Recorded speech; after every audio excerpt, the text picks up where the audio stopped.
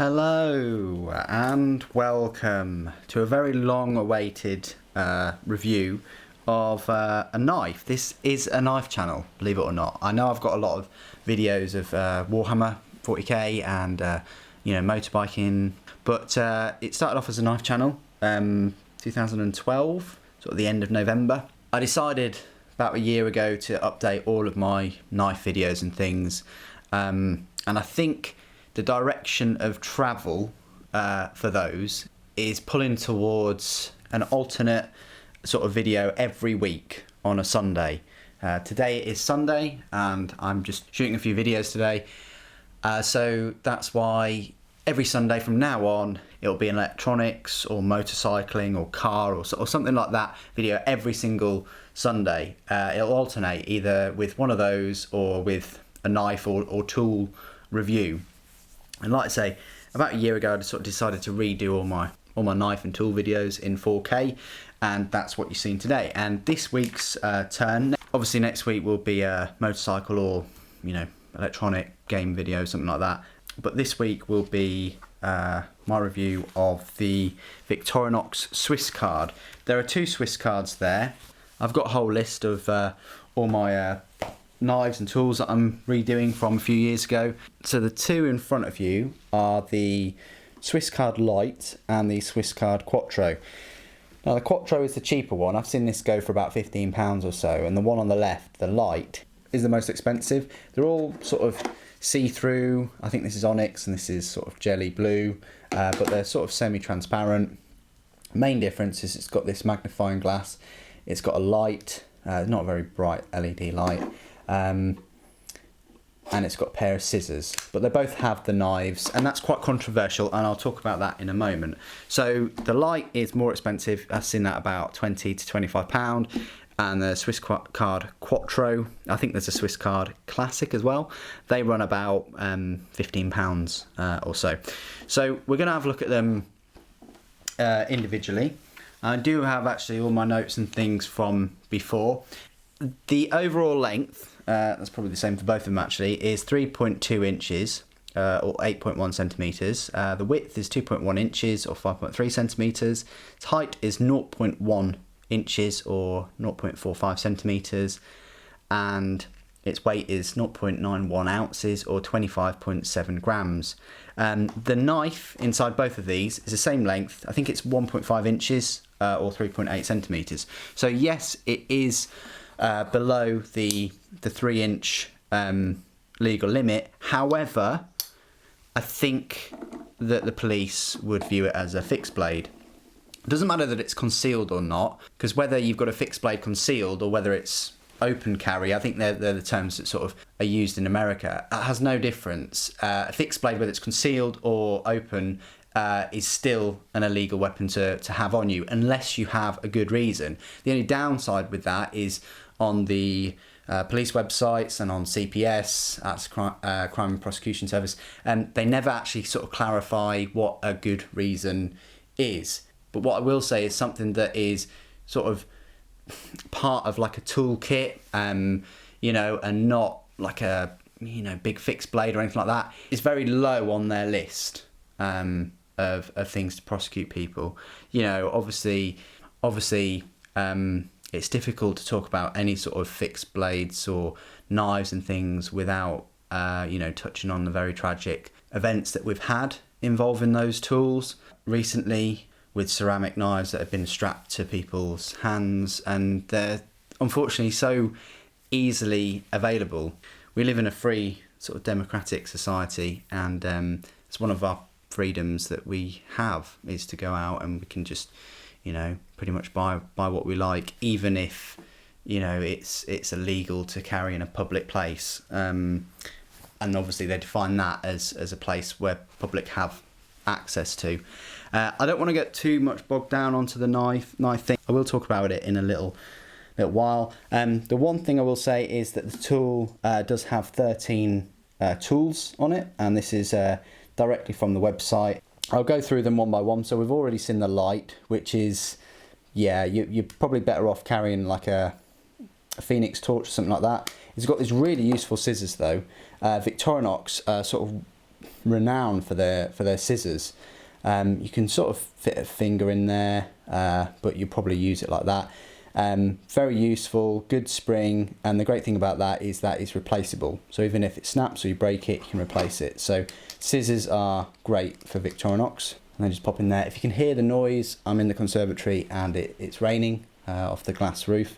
It's got this little Quattro type tool, which is a combination of like a flathead screwdriver, those two, and also sort of a Phillips, almost a Phillips, but it's flat. You see, you could also pry things. Maybe you've got a set of tweezers which are semi decent. You've got a pen in here. I don't know what colour pen that is. Blue, it looks like. You've got a pin, which is very useful. It's useful when you need it. You've got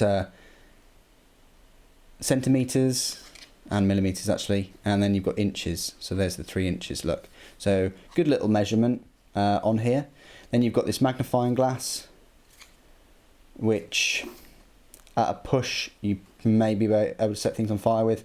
And then finally you've got this sort of controversial sort of fixed blade. Now, being UK, I touched on the subject of bladed tools just a moment ago, but as you can see, it sort of is a fixed blade. It doesn't fold, so it's always important to note that over here we class anything that is going to be used as a weapon as offensive. So whether you're threatening someone with your umbrella, we'd then classify that as an offensive weapon, given those circumstances. Obviously, this fixed knife in the card, it doesn't really make much difference. It's still a fixed blade, whether you are going to use it as an offensive weapon or not. The thing is one would hope that a policeman, if they did stop and search you and it was a consented search, because obviously there are illegal searches that do go on, if you consented to that search and they did find this on you, you would hope that the officer would just inform you about the law about fixed blades and sort of send you on your way. But there have been cases where people have carried sort of 1-inch fixed knives, fixed blades in a toolkit, and they have been arrested for it. Now, if that does happen, when it goes onto your CRB, which is almost like a list of your criminal record and your list of convictions, then on there it won't say, arrested for carrying a small 1-inch knife in a credit card sized tool. It will say arrested for carrying an offensive bladed weapon. So just bear that in mind. So it's up to you whether you want to run that risk. Now, a lot of people will probably be walking around with these in their wallets, not actually realising that they could be carrying fixed blades, illegally. And my best advice is not to rely on the policeman's or the police's common sense, just on past experience. I'm sure most, if not all, would explain the law and all the rest of it in a non-criminal situation. However, they might not.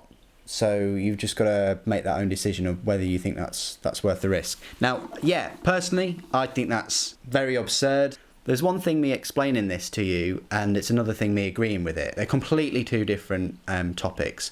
I don't agree with it at all. I think it is absurd. It's really odd and I say restrictive. It's not really that restrictive. That this is not legal, but yet this is. Because the blade is under 3 inches, it's folding, it's non-locking.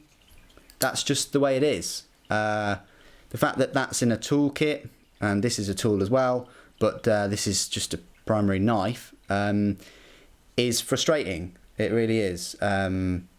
But if you need a bladed tool or whatever in your work that's a fixed blade, and you need that for your work, then you've got no issues. It doesn't restrict your freedoms in that. It only restricts your freedoms in that if you want to carry a fixed blade just for the sake of it. But anyway, I've talked far too much about that. So what I would do if it was me is I'd take the fixed blade out, if you're really concerned about getting searched and things like that. And then I would just carry a non-lock-in blade like the UK PK or the Urban, or even the Grasshopper, which again, it's got a nice point to it. It's not the best blade steel, but it's very sharp.